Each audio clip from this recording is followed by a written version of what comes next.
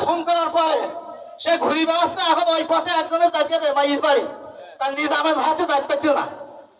তাই ও ভাতে ভাতে গেছে, যাবার পরে নিজাম ধরেছে।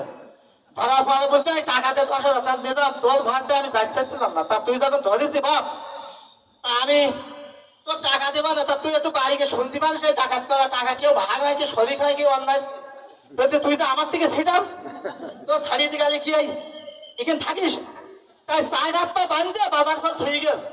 নিজাম তুই তো চলে যাচ্ছিস, তা আমি তো মরে যাবো, তা মাথাটা উঁচু করতে যা।